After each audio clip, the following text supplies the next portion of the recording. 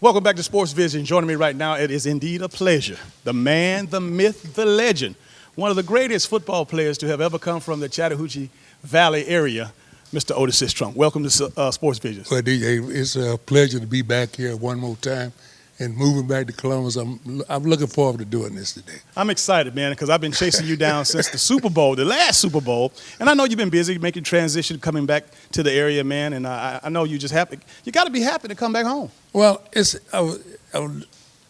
nice to come back to Columbus, and I'm going to be here for a while. And my wife passed last year, so it was good to get back with my family and a lot of my friends.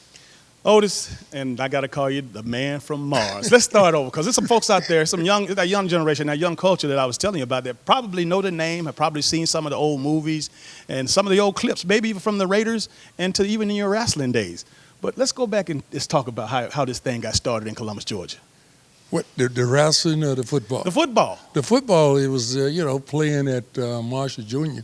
and Wells Spencer Jr. and moving on up to Spencer, we had some of the best coaches around here. To me, it was when you had Otis Spencer, you had Lindsey. I'm Stanback, and you had Mr. Works, and then you had Mr. Holloway. So, you had some good people that used to work with me. I tell a lot of folks on the West Coast that Mr. Spencer was harder to me than John Madden. Let's fast forward a little bit, because I know that I'm not going to have nearly enough time to do all that I want to do, but we're going to probably get you back. But for the sake of this segment, let's talk to those people out there, because, again, today, big-time college football, pro and college, there's a system. You have to go from high school, and you have to be a 4 or 5 blue-chip athlete in high school to get to the colleges. And, again, you get this, folks. This man did not play college football, but he ended up being an all-pro in the National Football League, playing 7 years for the Oakland Raiders. How in the world did you transition from high school to the National Football League? Well, DJ, I tell you, it's tough, and I don't tell no kids to try to go to the NFL without going to college. I left Columbus and I went and lived in Wisconsin to play basketball, and I started growing and I got a little bigger. So then I got a chance to play in Norfolk, Virginia, and that league, I outgrew the league because I was the defensive lineman of the year, player of the year. So I wanted to go in the NFL, and I had a friend of mine that was a scout for the Los Angeles Rams, and when he asked me about coming to the Rams, and I said, yeah, I don't mind coming. And he said, well, I got a chance, because I think you can make the team. So I went to the Rams, and I played for them. I was with them for 2 weeks, and then I got traded to Oakland because the Raiders see me playing, and they said, well, what college you go to? I said, I didn't go to college. So John Madden made a mistake and said, you think you can make it? I said, I think I can do anything I want to do. Is that my grandmother used to always say, you put it on your mind and put the good Lord in front of you, you can do anything you wanted to do. And so I went to the Raiders, and one good story is I remember the first exhibition game, and John Madden asked me a question. He said, which position do you think you can play the best? I said, I could play all 4 of them good. So he said, well, who you think you is? I said, well, I'm just Otis. He said, well, so he gave me a chance that I played all 4 positions, and that Sunday morning he asked me, he said, now, you proved to me you can play all 4 positions. Which one do you really want to play? Then I come back and think about Mr. Spencer. I play wherever you want to play, as long as the Raiders winning. Well, so obviously being able to play all these positions. And you mentioned basketball. You went to Wisconsin to play basketball initially. Well, it was AAA basketball they had in around Chicago, and I got the win of it. It was like the AAA basketball, one step down from the NBA. And I talked to Wes Unseld, and he said, well, you can go and play with Goodyear or Firestone. I said, oh, okay, well, I'll try that. So I started gaining weight. The guy got me a tryout with football. The bottom line, you were a tremendous athlete to be able to play basketball and, of course, 4 positions in football and to excel. Now, let's fast forward a little bit. You played for the legendary Al Davis, and also you played with the legendary Kenny Stabler, who most recently passed away. Give me a few good stories. See, Jay, the thing about it is you call him Al Davis. I call him Mr. Davis because he was my boss, and, Al Davis and John Madden and all the guys that, playing with Kenny Stabler, I hated because Kenny passed here about 2 weeks ago. and I wanted to go to the funeral, but they had a private funeral. But Mr. Davis was a very good owner, and John Madden was a very good coach. But John Madden was kind of coach. He used to use the term, "Don't worry about the mule being blind. Just keep loading the wagon." So that means don't worry about the guy in front of you to block you. Just go get the quarterback. So my job was get to the quarterback. Everybody said I was a dirty football player, but I thought I was a good football player and just went out there and worked hard. Well, Otis, I tell you what, man, I'm not going to let you off that easy because football season is just starting. So you're going to be a regular guest here on Sports Vision if you'll have us. Well, I have time. I'm going to fly. I'm glad you got me today because I fly out next Tuesday to Seattle. So I have just left Seattle working for the Army. So I wanted to come back. Now I did go back to Seattle and see a lot of friends, and but I'm gonna be in the area, and we got a big game this weekend, Carver, Spencer, and that was this is gonna be my first one, and I want to do a good thing, and I'm giving you on TV, inviting you to the house Thursday night. By 4 o'clock, we're going to have catfish. All right, I'll be there, man. Ladies and gentlemen, the legendary Otis Sistrunk. He'll be back with more. We'll be right back. Truth be truth. The will to win will win. So intimidate your darkest fear. Revive every forgotten fantasy. Set goals you can never reach, then reach them. Count cards to fight fate stack deck. And if you want to win as much as you want to live, you're ready to reign on. Its sleek design is mold-breaking. Its intelligent drive systems, paradigm-shifting. Its technology-filled cabin, jaw-dropping. Its performance, breathtaking. Its self-braking, show-stopping. The all-new GLC. Mercedes-Benz resets the bar for the luxury SUV, starting at $38,950.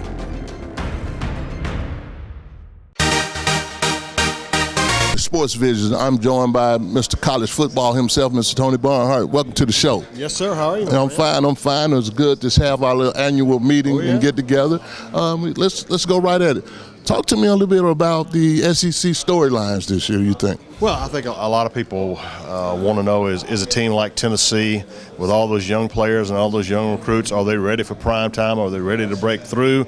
Or is it still going to be Georgia? And the media kind of likes Georgia, and I kind of like Georgia. I think that's it. I think people here wanted to know about Auburn and Alabama. What's the gap between those two programs? Can Alabama win it again, or is Auburn with a quarterback they really like? Are they ready to move forward? And how's the SEC West going to finish? I mean, the SEC West is this year as balanced as I've ever seen it. I mean, really, I guess the best thing I could see is that, I think the Journal Constitution said they believe Georgia and Auburn will be in the SEC championship game.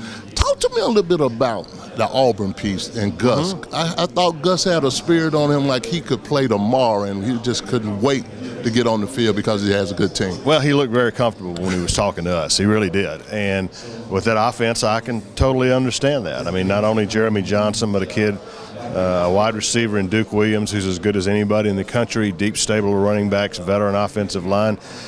Question about Auburn is what kind of impact is Will Muschamp going to have in the first year? I mean, what kind of impact can any coach have on a defense that really struggled last year? I think he'll have a significant impact with a lot of starters back. And if Auburn can just be pretty good on defense, they're going to win a lot of football games. All right, let's talk about the SEC West.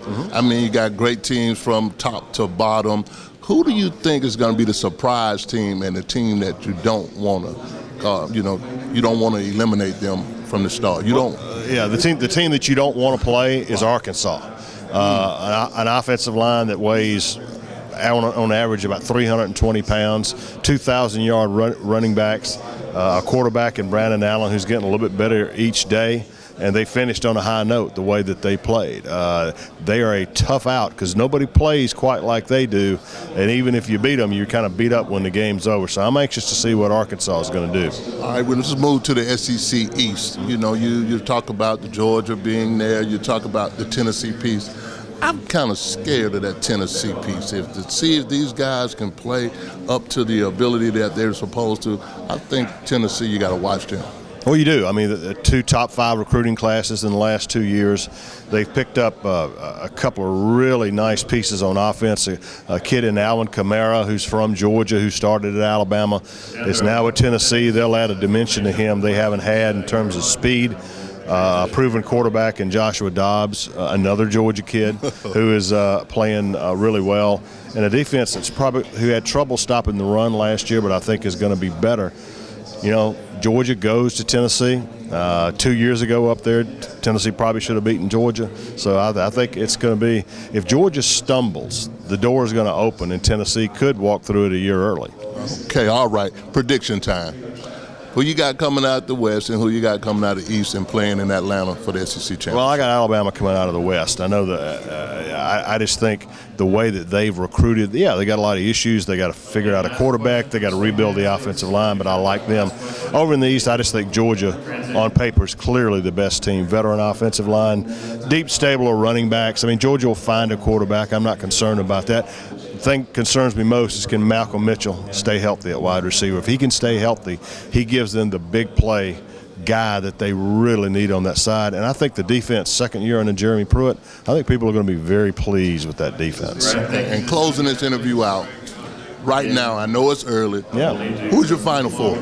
You know what? I think you got to look by conferences. I think you got to believe that the SEC champion will be there. I think you got to believe that Ohio State will be there. You got to believe, pretty sure that somebody out of the Big 12, after what happened last year, that if TCU goes undefeated, they're going to be there. So then that really comes down to the Pac-12 and the ACC. You know, Florida State's not as good as they have been the last couple of years, but Clemson's going to be really good. So I think those three for sure, with the Pac-12 and the ACC battling out for the 4th spot. All right. Thank you, Tony, once again for our annual report and meeting. Hope to see you around the whole season, and good luck to you. All right, my friend. All right. That's all we got. Sports Vision. We'll be right back. Sports Vision is sponsored by Aflac, Crown Royal, Express Motors, Diverse Powers. Truth be truth. The will to win will win. So intimidate your darkest fear. Revive every forgotten fantasy. Set goals you can never reach, then reach them. Count cards to fight fate stack deck. And if you want to win as much as you want to live, you're ready to reign on.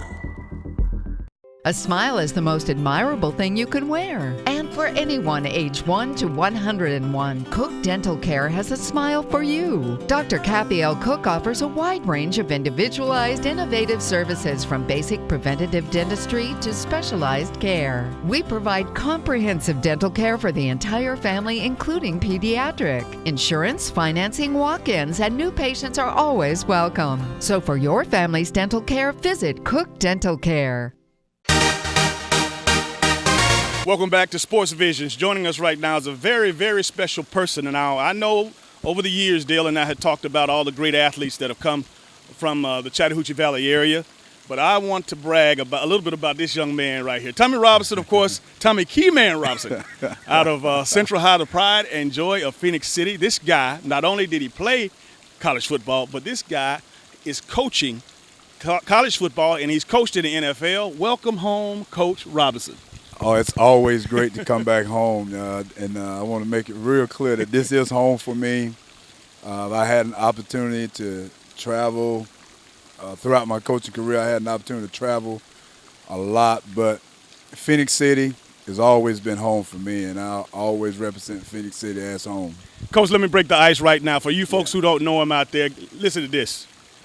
The Dallas Cowboys, Arizona Cardinals, the University of Texas is where he coaches right now, by way of USC prior to that as a passing game coordinator.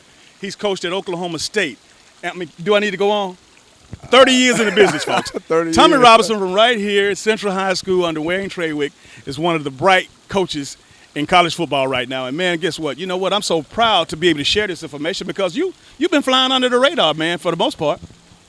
Well, you know, I've always been a quiet guy. But I tell you what, you talk about Coach Trawick. And that's where it all started for me.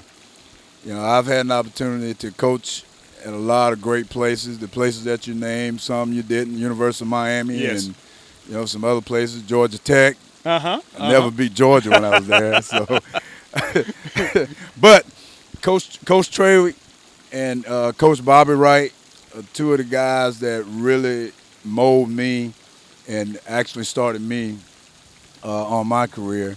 And I have to always give those guys give those guys homage to starting my career.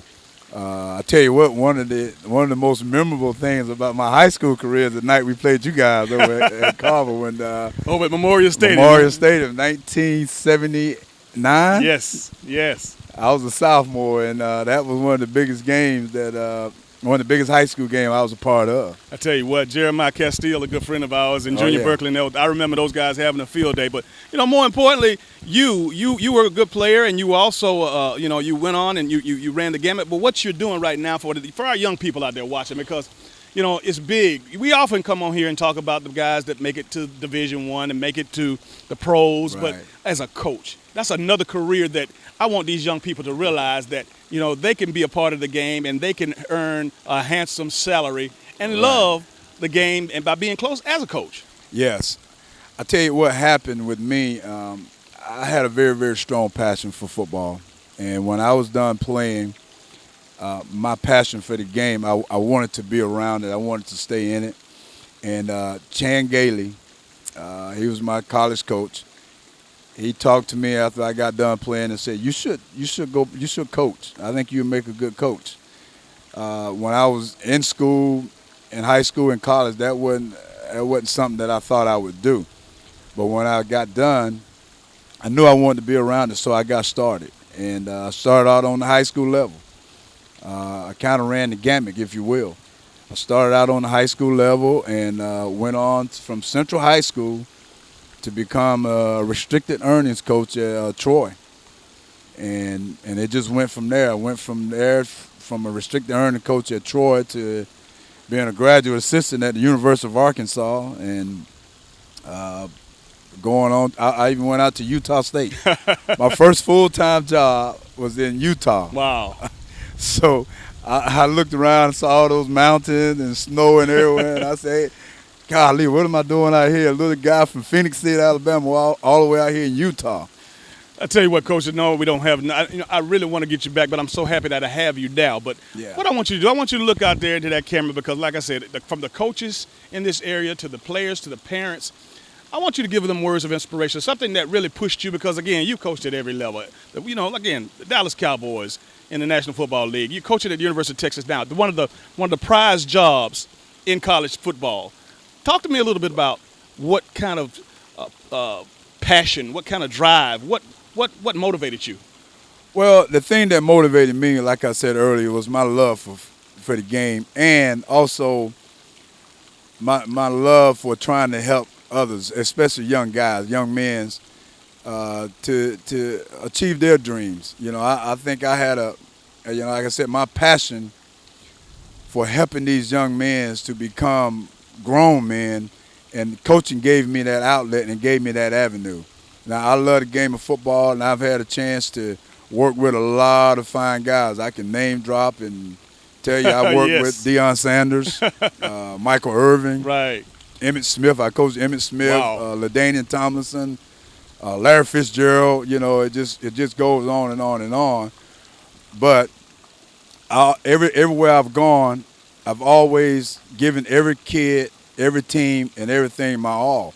And you know, to say to the young people out there that you can achieve whatever you want to. You know, the dream is in your head. Don't let nobody tell you what you can't do in your head. That's your dream. No one can dream that dream better than you. And as long as you put forth the effort, you put forth the time, that dream can come true. And I want to leave this message with the young people also. Keep dreaming your dream. It was my dream to be a coach in the National Football League. And, you know, I did that. And now I'm coaching at the University of Texas with Charlie Strong. And, you know, I'm still living my dream every day. I still wake up every morning I'm excited about what I'm doing. I'm excited about going to work. So I say to you guys, keep living your dream. Keep dreaming your dream. Because if you can see it, it can happen. Just keep working towards it. Well, Coach Robinson, I tell you what, man, I really, really appreciate you coming on board and, of course, sharing with our Sports Visions viewers out there, man, because, again, like I said, we talk about, dozens and dozens of players, and we talk about, the pros as well as the college guys, but you and what you're doing and what you've achieved, man, that's right up there at the top of the ladder as far as I'm concerned. Well, I appreciate it, and I appreciate you guys having me, and I tell you what now, you've accomplished a lot of great things yourself, and we're also proud of you, too. I appreciate you, Coach. Ladies and gentlemen, Coach Tommy Keyman Robinson, University of Texas running back coach. Check him out this fall.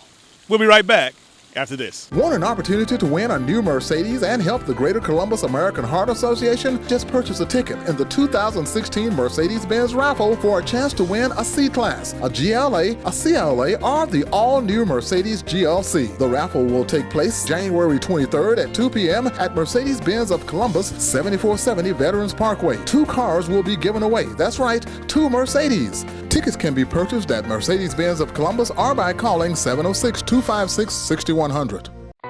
Departure, arrival, search, post, chat, check-in. New foods, new fun, new favorites. All right, new clients. Don't stop there. Explore, discover, connect, grow, celebrate, work, live, play. Breathe. At Hilton Garden Inn, we know you'll love our cook-to-order breakfast, first-rate amenities, and award-winning service. So count on us to give you all the ways to make the most of every stay. Hilton Garden Inn. It's better at the Garden. And welcome back to Sports Visions. I'm joined by Chip Towers of the Journal and Constitution, and he's the beat writer for the University of Georgia, and you've been there for a few years rather. Yeah, a few years. That's a nice way to put it, Dan. All right. Thank you. One simple question. What does the University of Georgia have to do to have a special year this year? It seems to me like Georgia is just always knocking on the door. So I would say more than anything else, Georgia needs to have a little good luck. I think they've been a very unlucky team the past few years. They've certainly, had some tough calls, made some mistakes along the way. But I really feel like between the schedule, the athletes they have, the offense, the defense, I think all the ingredients are there. They just have to take advantage of the opportunities when they come to them, and they haven't been able to do that lately. How are we going to handle the quarterback situation? Well, certainly that's going to be the talk, really probably into the year. I'm not sure this thing will be resolved even by the first game. I think this may carry on into the season. And, right now, my personal opinion, this is what I think. This is not what Georgia or Mark Richt is saying here in Birmingham or anything. But, I think at the end of the day, Bryce Ramsey's still your guy. I think he got the playing time he did last year for a reason. He is more experienced than the other guys in this system.